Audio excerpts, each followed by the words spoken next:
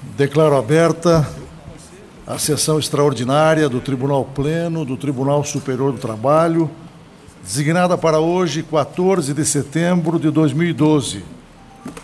Saúdo efusivamente os excelentíssimos senhores ministros e as excelentíssimas senhoras ministras que compõem o tribunal. Saúdo os ilustres advogados e advogadas aqui presentes, servidores, senhoras e senhores. A palavra está franqueada aos senhores ministros para qualquer comunicação.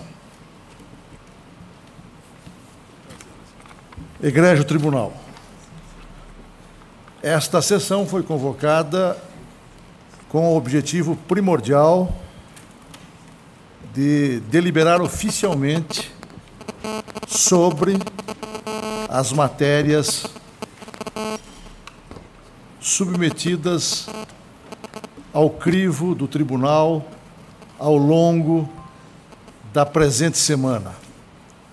O Tribunal Superior do Trabalho promoveu, uma vez mais, nesta semana de 10 a 14 de setembro, uma detida reflexão sobre a sua jurisprudência e sobre medidas de cunho normativo que pode adotar visando ao aperfeiçoamento da instituição.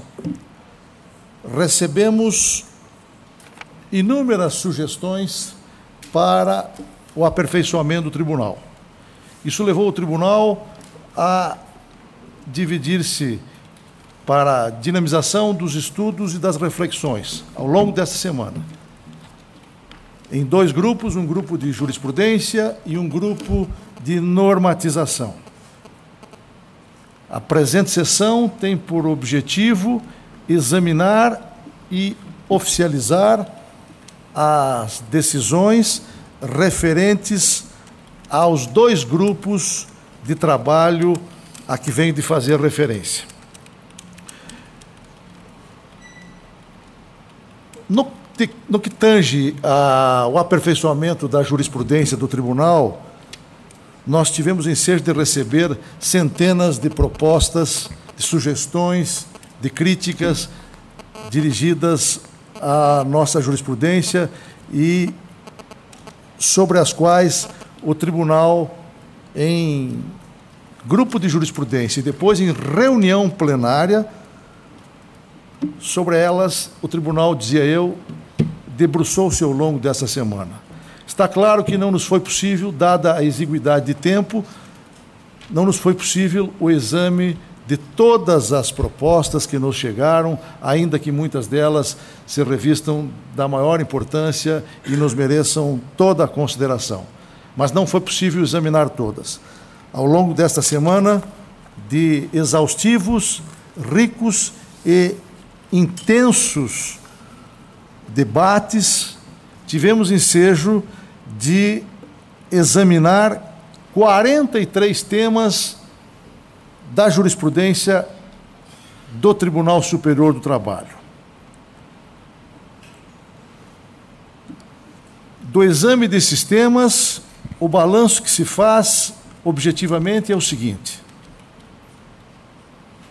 há 12 propostas de alteração de súmula, 3 súmulas cujo exame resultou na manutenção das súmulas e 6 súmulas cuja criação se propõe. Examinamos também orientações jurisprudenciais. Há proposta de alteração de 4 orientações jurisprudenciais, 7 orientações jurisprudenciais em relação às quais se propõe conversão em súmula. Há 3 orientações jurisprudenciais cujo cancelamento se propõe e há 2 orientações jurisprudenciais cujas teses se propõem que sejam mantidas. O propósito, repito, desta sessão é a oficialização dessas decisões, para o que eu submeterei uma a uma as propostas que foram discutidas para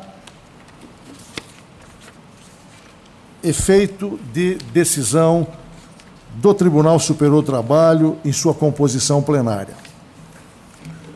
O primeiro tema de que nos ocupamos foi a estabilidade de gestante em contrato de trabalho por tempo determinado. Aprovou-se em reunião plenária o acréscimo de um item à atual súmula 244 do seguinte teor: a empregada gestante tem direito à estabilidade provisória prevista no artigo 10, inciso 2, a linha B do ato das disposições constitucionais transitórias, mesmo na hipótese de admissão mediante contrato por tempo determinado. Esta aprovação em reunião plenária deveu-se substancialmente às decisões reiteradas do Supremo Tribunal Federal, que não distinguem o tipo de contrato para efeito do reconhecimento de que a empregada gestante é beneficiária de garantia de emprego. A decisão foi tomada, contudo, por maioria, vencidos os ministros Aloysio Corrêa da Veiga e Fernando Eizono, que votaram pelo não cancelamento da tese atualmente abraçada pelo Tribunal Superior do Trabalho. E vencidos ainda os ministros Maria Cristina Peduzzi, Barros Levenhagen, Ives Gandra Martins Filho, Renato de Lacerda Paiva, Emanuel Pereira, Dora Maria da Costa, Márcio Eurico Amaro e Alexandre de Souza Agra Belmonte, que votaram apenas pelo cancelamento do item 3 da atual súmula e, portanto, não adotando de imediato a redação a tese que a maioria aprovou. Consulto a Vossa Excelência se ratificam os votos já emitidos em reunião plenária para a adoção do item 3 da súmula 244, como vem de ser anunciado. Está aprovado nos termos proclamados há pouco.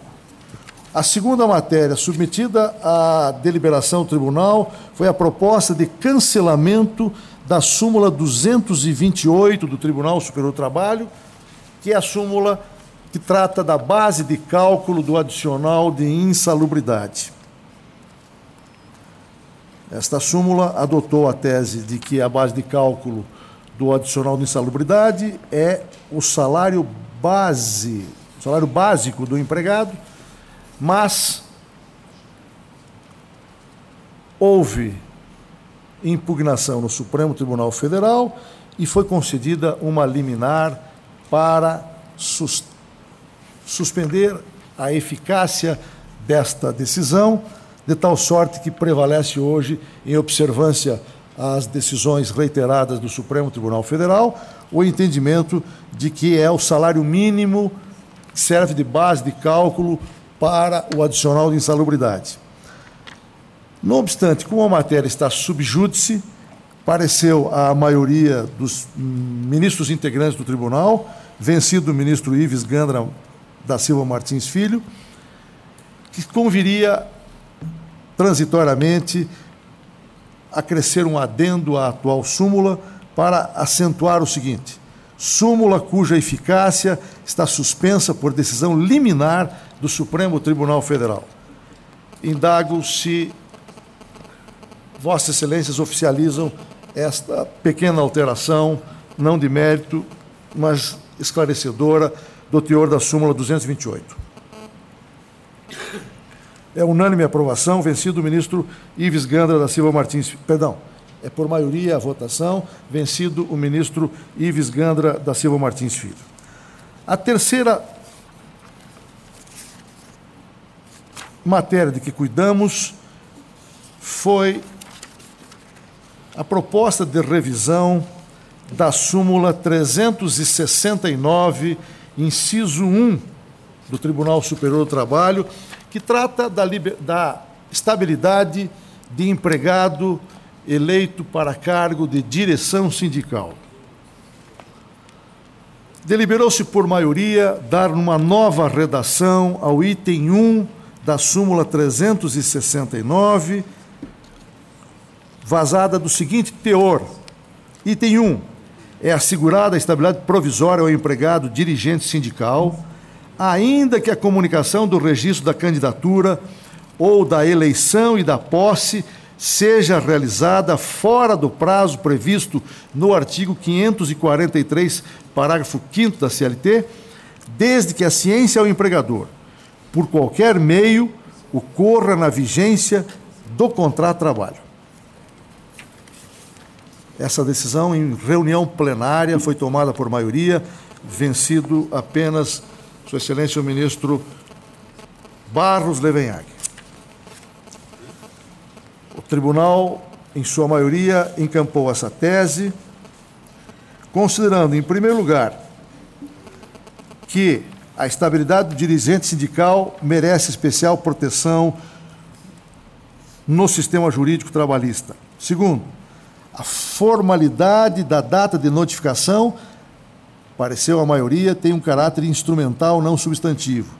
E, em terceiro lugar, o fato fundamental de que o empregador pode ter conhecimento da eleição e da posse do dirigente sindical até sem mesmo a notificação, mesmo sem que haja notificação formal do sindicato, nos termos em que ela está prevista no artigo 543, parágrafo 5º.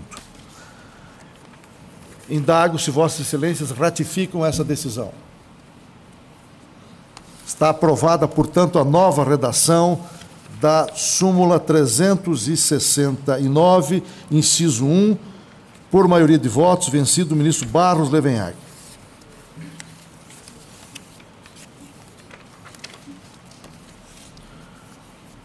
Outro tema sobre o qual nós nos debruçamos foi sobre a orientação jurisprudencial 73 da seção de dissídios individuais 2, mais precisamente sobre a aplicação ou não do artigo 557 do Código de Processo Civil ao processo do trabalho, aplicação supletiva ao processo do trabalho. Prevaleceu o entendimento, por ampla maioria, vencidos o ministro Aloísio e o ministro Lélio, de que este dispositivo tem plena aplicação ao processo de trabalho e, por isso, aprovou-se a conversão da atual orientação jurisprudencial 73 em uma nova súmula do seguinte teor: artigo 557 do Código de Processo Civil, aplicação subsidiária ao processo de trabalho. Aplica-se subsidiariamente ao processo de trabalho o artigo 557 do Código de Processo Civil. Indago se há algum outro voto divergente além dos já enunciados. Está aprovada, portanto, por maioria, a nova súmula. Discutiu-se também uma proposta da Comissão de Jurisprudência, em alguns pontos de alguns ministros, de conversão das atuais orientações jurisprudenciais 307, 342, 354, 380 e 381 em uma nova súmula. Deliberou-se por unanimidade aglutinar e converter as orientações jurisprudenciais 307, 342, 354, 380 e 381 em súmula. Deliberou-se por maioria converter a orientação jurisprudencial 307 da SDI 1 no item 1 da nova súmula com o seguinte acréscimo: sem prejuízo do cômputo da efetiva jornada de labor para efeito de remuneração. A redação que se aprovou por maioria tem o seguinte teor: e inciso 1 da nova súmula: após a edição da Lei 8.923, a não concessão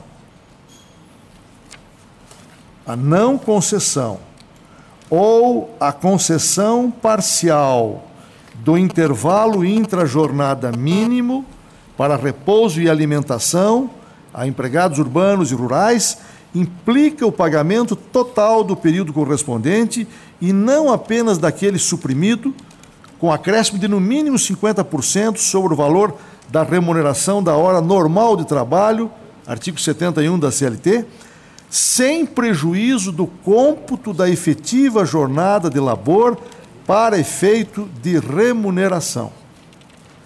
No tocante a esta tese e, em especial, a este acréscimo, ficaram parcialmente vencidos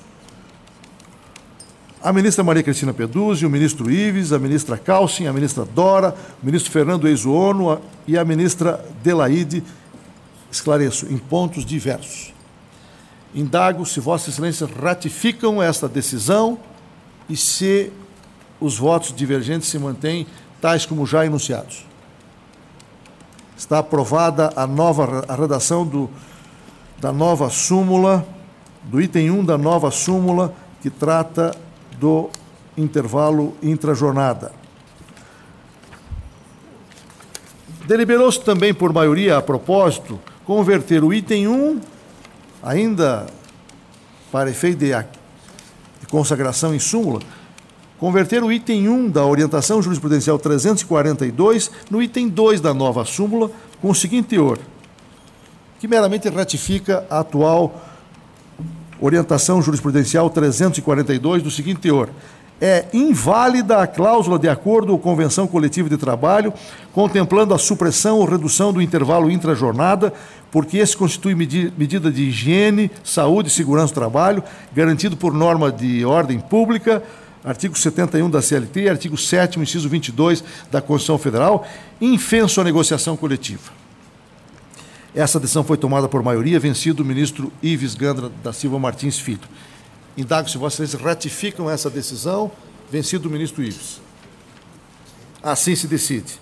Deliberou-se por unanimidade cancelar o item 2 da orientação jurisprudencial 342 da SDI 1.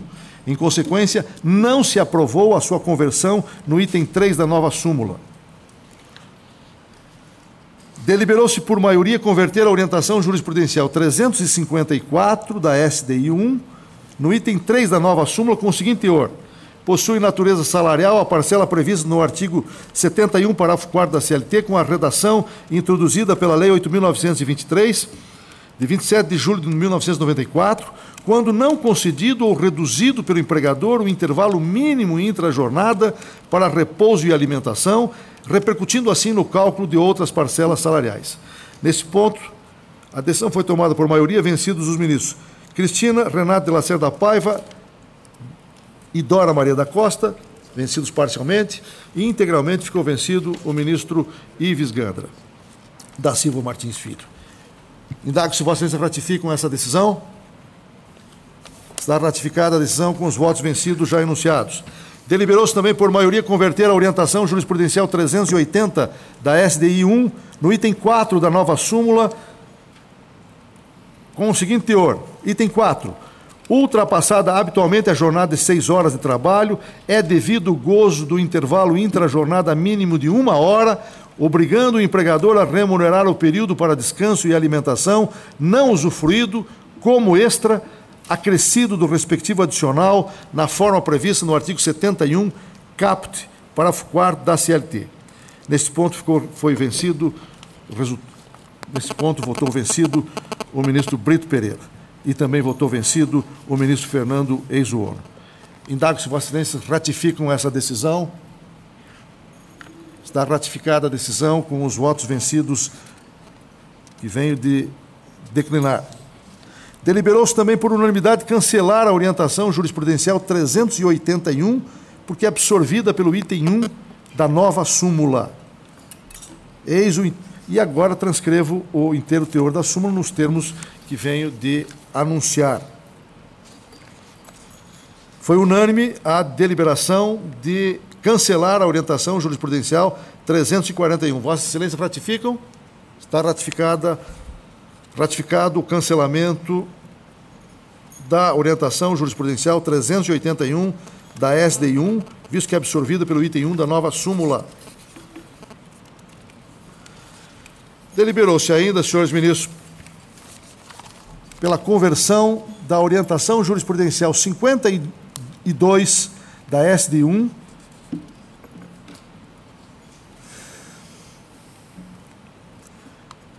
em súmula, com a inclusão de um segundo item consagrando uma tese complementar. A deliberação foi por unanimidade no sentido de acrescentar o item 2, o item 2, a orientação jurisprudencial 52,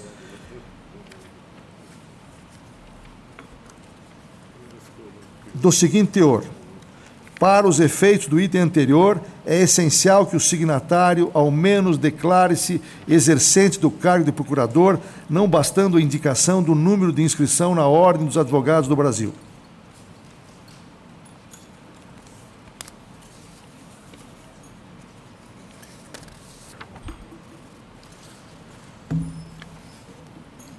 Deliberou-se ainda, por unanimidade, transformar a tese da atual orientação jurisprudencial 52 no item 1 de uma nova súmula, que, portanto, em conclusão, abraçaria a seguinte tese, adotaria o seguinte enunciado: representação processual, procurador da União, Estados, municípios e Distrito Federal, suas autarquias e fundações públicas, juntada de instrumento de mandato. Item 1. A União, Estados, municípios e Distrito Federal, suas autarquias e fundações públicas, quando representadas em juízo, ativa e passivamente por seus procuradores, estão dispensadas da juntada de instrumento de mandato e de comprovação do ato de nomeação. Observo que neste ponto, além de se consagrar substancialmente a tese objeto da orientação jurisprudencial 52, houve esse acréscimo de que, no caso de entes públicos, não se faz necessária quer a juntada de instrumento de mandato, quer a comprovação do ato de nomeação. Foi unânime essa decisão. Indago se Vossas Excelências ratificam o teor da nova súmula como vem de ser apresentado. Está aprovado à unanimidade. Outro tema sobre o qual de que tratou o tribunal foi da proposta de cancelamento do item 4 da súmula 337. A súmula 337, como se sabe, é a que trata da comprovação formal da divergência jurisprudencial para efeito de conhecimento de recurso de revista. Havia uma dúvida seríssima quanto à exigência de que o aresto trazido a confronto para efeito de caracterizar a divergência contivesse ou não contivesse o endereço eletrônico conhecido como URL, de modo a propiciar a conferência deste endereço eletrônico, quando se tratar, obviamente, de aresto extraído da internet para efeito de comprovação da divergência jurisprudencial. O tribunal deliberou, por unanimidade, dar nova redação ao item 4 da súmula 337, suprimindo, em substância, a exigência da referida indicação de endereço eletrônico do aresto trazido a confronto para caracterizar divergência jurisprudencial, aprovando a seguinte e nova redação ao item 4 da súmula 337.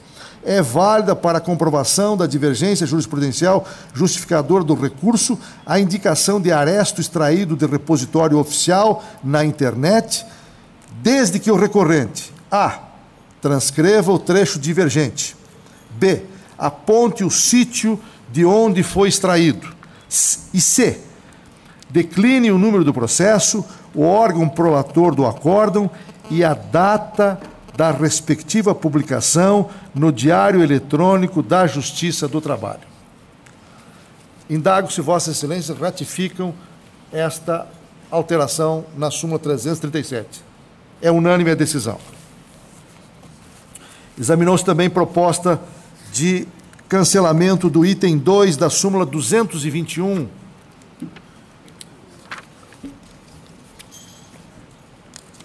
que trata da violação de lei em caso de suposta interpretação razoável. Deliberou-se por maioria cancelar o item 2 da súmula 221, que trata do não reconhecimento de violação de lei com base em suposta interpretação razoável. Ficaram vencidos no ponto os ministros Ives e Alexandre Agra Belmonte. Indago se Vossas Excelências ratificam esta decisão. Está ratificada com os votos vencidos já declinados.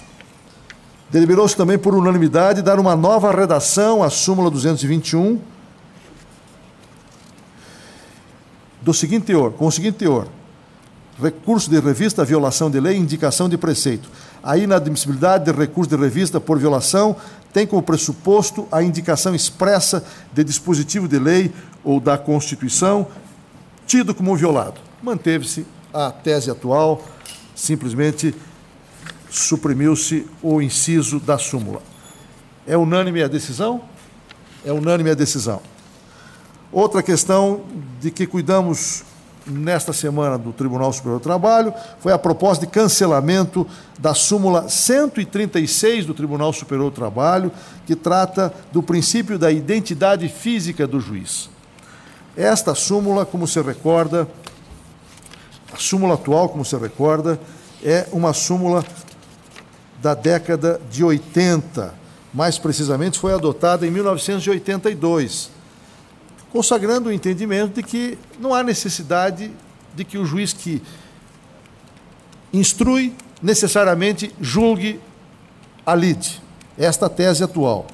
Mas essa é uma súmula, repito, de 1982, ao tempo em que a Justiça do Trabalho contava com juízes classistas na composição das então juntas de conciliação e julgamento. Historicamente, como você sabe, afastar a aplicação do artigo 132 significa evitar delongas injustificadas para reunir a mesma junta composta por juízes vitalícios, por juiz vitalício e juízes temporários para a prolação de sentença depois de ter instruído o feito. Em que pese a superveniência da emenda 24, o tribunal manteve a súmula 132.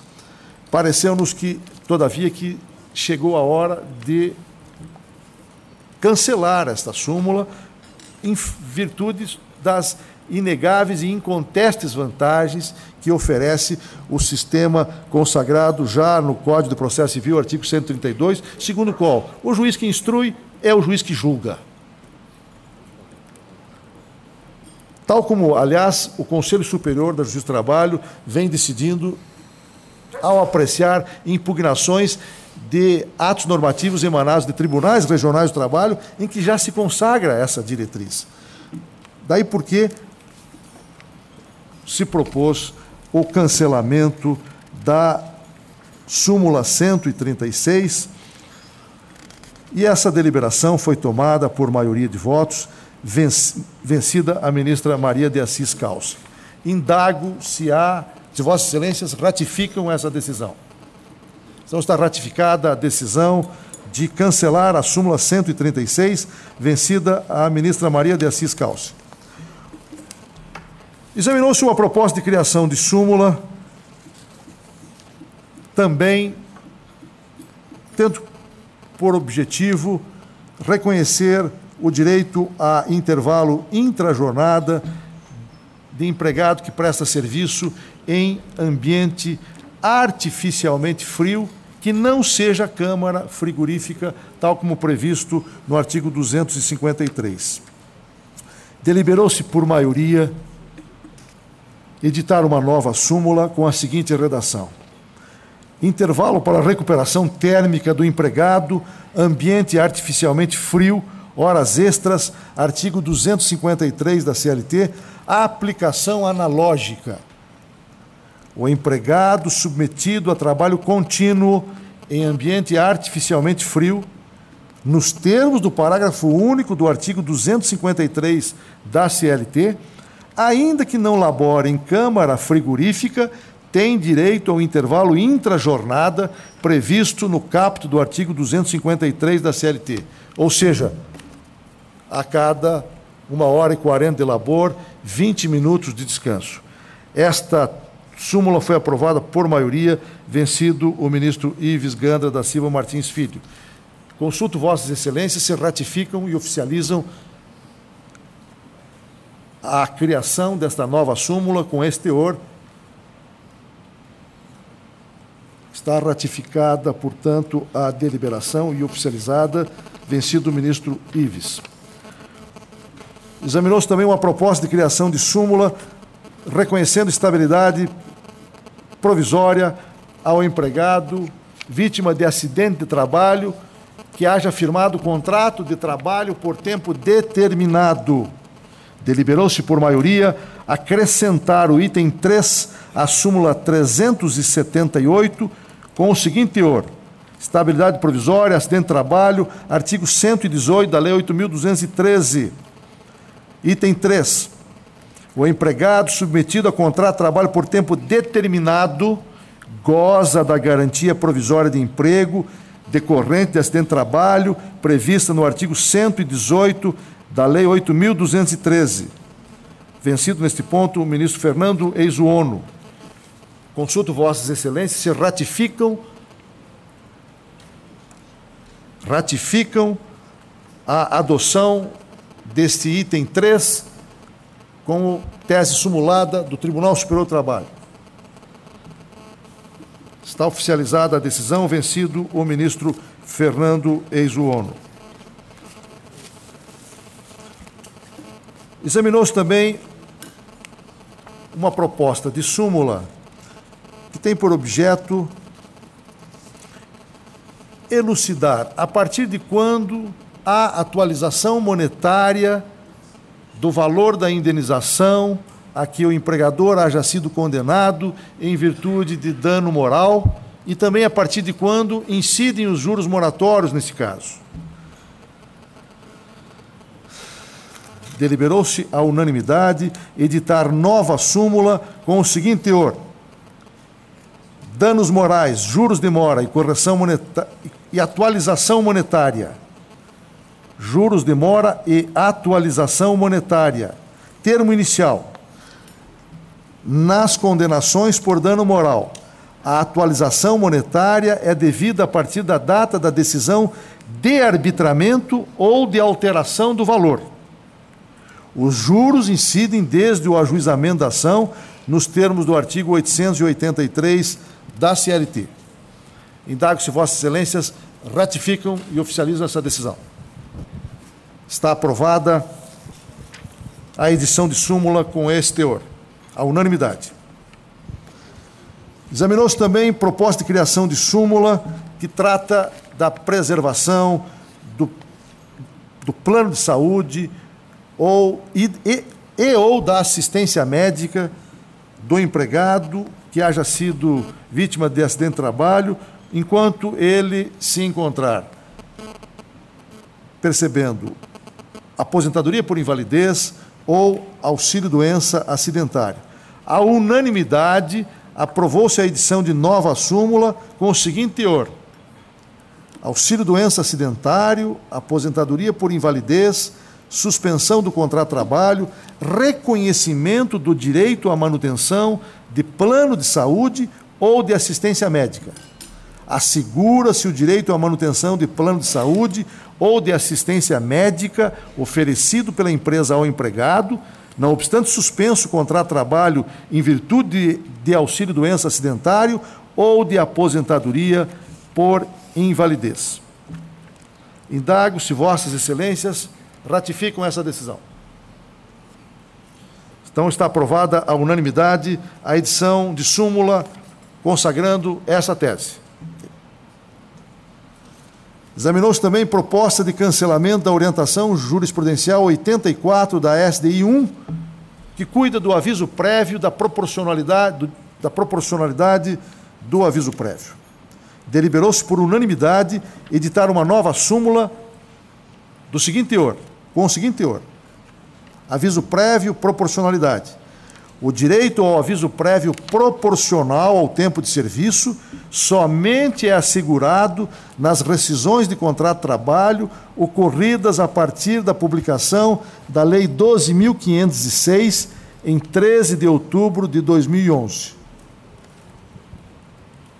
Deliberou-se ainda, por unanimidade, cancelar a orientação jurisprudencial 84 da SDI 1, que tratava do mesmo tema e que ficará absorvida pela tese nova, cujo enunciado venho de ler. Indago de Vossas Excelências se oficializam a proposta de editar nova súmula com este teor. É unânime a decisão. Submeteu-se ainda à apreciação do tribunal proposta de conversão em súmula da atual orientação jurisprudencial 352 da seção de dissídios individuais 1, que trata de uma questão processual, admissibilidade. Esta orientação jurisprudencial trata da admissibilidade de recurso em causa submetida ao rito sumaríssimo. Por enquanto, como você sabe, é uma orientação jurisprudencial. O tribunal, todavia, entendeu de converter esta orientação jurisprudencial em súmula que consagra o mesmo entendimento da atual orientação jurisprudencial 352, isto é, do seguinte teor: procedimento sumaríssimo, recurso de revista fundamentado em contrariedade à orientação jurisprudencial, inadmissibilidade, artigo 896, parágrafo 6º da CLT, acrescentado pela Lei 9.957, de 12 de janeiro de 2000. Nas causas sujeitas ao procedimento sumaríssimo, a admissibilidade de recurso de revista está limitada à demonstração de violação direta a dispositivo da Constituição Federal ou contrariedade à súmula do Tribunal Superior do Trabalho, não se admitindo o recurso por contrariedade à orientação jurisprudencial deste tribunal, ante a ausência de previsão no artigo 896, parágrafo 6º da CLT. Essa alteração, como você convém esclarecer, deveu-se a uma situação insólita com a qual se deparou o tribunal, em que determinada turma, inadvertidamente, conheceu de um recurso de revista em causa de rito sumaríssimo, por contrariedade a uma orientação jurisprudencial, e, portanto, não poderia fazê-lo, e para que o Tribunal Superior do Trabalho, através da seção de dissídios individuais 1, possa corrigir essa decisão, há necessidade de que essa orientação jurisprudencial seja transformada em súmula, para que por contrariedade a esta súmula de natureza processual, a seção de dissídios individuais possa corrigir o equívoco em que incorreu a turma ao proferir a decisão em apreço. A decisão foi tomada por unanimidade. Consulto se Vossas Excelências ratificam o teor da proposta. Está ratificada a conversão da OJ 352 da SD1 em súmula. Examinou-se ainda a proposta de revisão da orientação jurisprudencial 173, que trata do adicional de insalubridade, casos em que é devido o adicional de insalubridade, seja por raios solares, seja em virtude do fator calor. Na esteira dos precedentes do próprio tribunal, deliberou-se por maioria revisar a orientação jurisprudencial 173, alterando-se a redação do item 1 e incluindo-se um outro item, o item 2, de tal sorte que a nova súmula passaria a adotar a seguinte redação, as seguintes teses, os seguintes enunciados: adicional de insalubridade, atividade a céu aberto, exposição ao sol e ao calor. Item 1, ausente previsão legal, indevido adicional de insalubridade ao trabalhador em atividade a céu aberto por sujeição à radiação solar. Artigo 195 da CLT e anexo 7 da norma regulamentadora 15 da portaria número 3.214 de 78 do Ministério do Trabalho e Emprego. Item 2, e aqui está a novidade sobre essa matéria. Tem direito ao adicional de insalubridade o trabalhador que exerce atividade exposto ao calor acima dos limites de tolerância, inclusive em ambiente externo com carga solar, nas condições previstas no anexo 3 da norma regulamentadora 15 da portaria 3.214 do Ministério do Trabalho e Emprego. Neste ponto, votaram vencidos a ministra Maria Cristina Peduzzi, o ministro Carlos Alberto, o ministro Renato de Lacerda Paiva, o ministro Aloísio Correia da Veiga, o ministro Emanuel Pereira, a ministra Dora Maria da Costa, o ministro Guilherme Caputo Bastos, o ministro Fernando Eizuono e o ministro Márcio Eurico Amaro, que não aprovaram a redação do item 2 da nova súmula.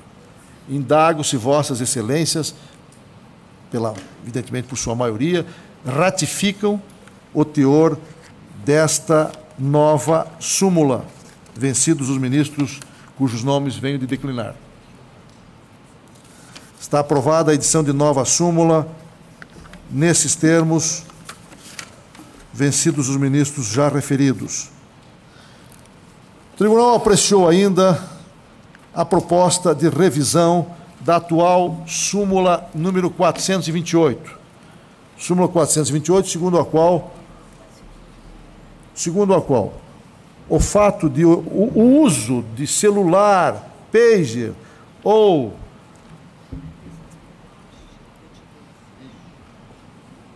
outro instrumento tecnológico de comunicação pelo empregado, por si só, não assegura direito a adicional ou ao pagamento de horas extras. Esta matéria mereceu, como é natural, a exemplo das demais, uma detida reflexão do tribunal, sobretudo para se aquilatarem os impactos da alteração que se introduziu no artigo 6º da Consolidação das Leis do Trabalho,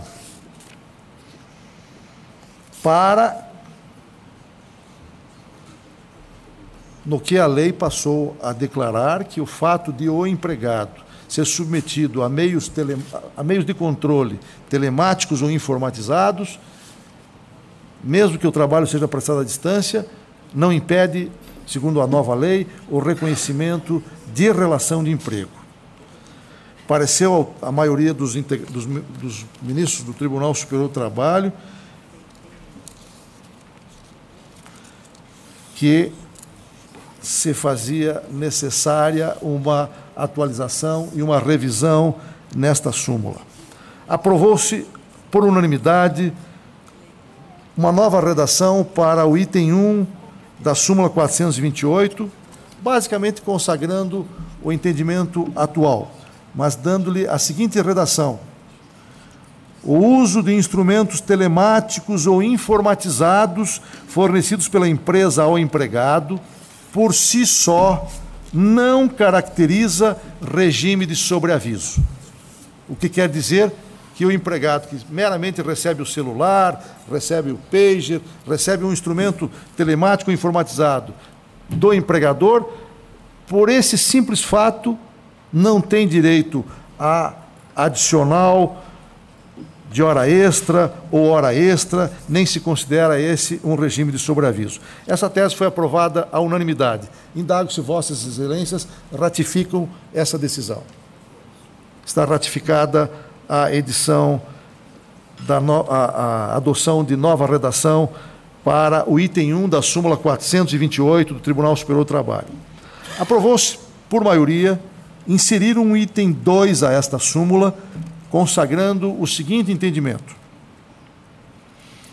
considera-se em sobreaviso o empregado que, à distância e submetido a controle patronal por instrumentos telemáticos ou informatizados, permanecer em regime de plantão ou equivalente, aguardando a qualquer momento o chamado para o serviço durante o período de descanso. Essa decisão foi tomada por maioria, vencida a ministra Maria de Assis Calcem, no particular.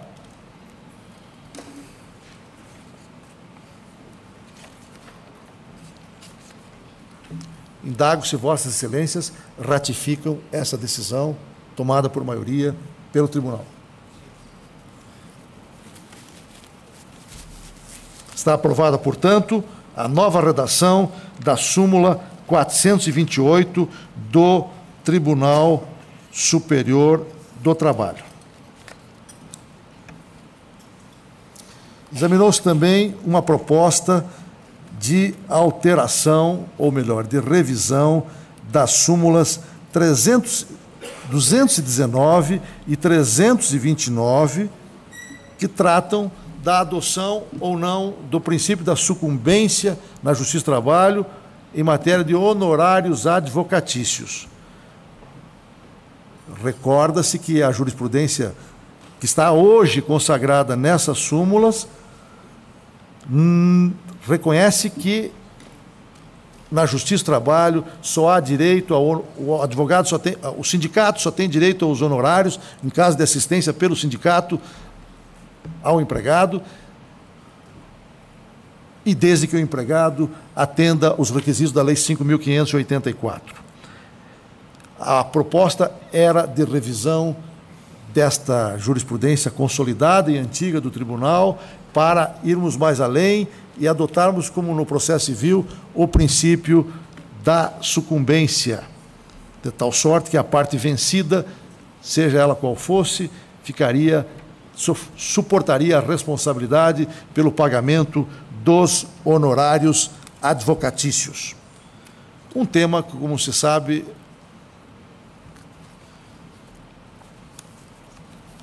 bastante controvertido. O tribunal, uma vez mais, teve o cuidado de expor, de meditar e de avaliar os múltiplos aspectos que esta questão suscita, inclusive a alteração que foi encetada na jurisprudência do tribunal o ano passado, no que se consagrou por súmula o entendimento de que se faz necessário o concurso do advogado para a interposição de recurso dirigido ao Tribunal Superior do Trabalho e para a ação rescisória. Enfim, todas as nuances dessa questão delicadíssima foram objeto de, uma vez mais, de reflexão e de deliberação do tribunal. Deliberou-se por maioria manter a súmula 219 com a atual redação.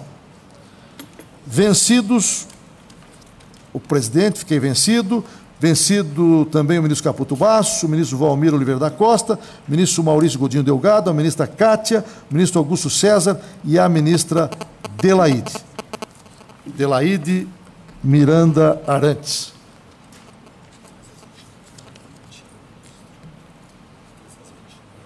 Deliberou-se igualmente e, por consequência, manter a súmula 329, que trata do mesmo tema, à luz da Constituição de 1988. Indago se Vossas Excelências mantêm esta deliberação de não cancelar as súmulas 219 e 329. Assim se decide, vencidos os ministros cujos nomes venho denunciar.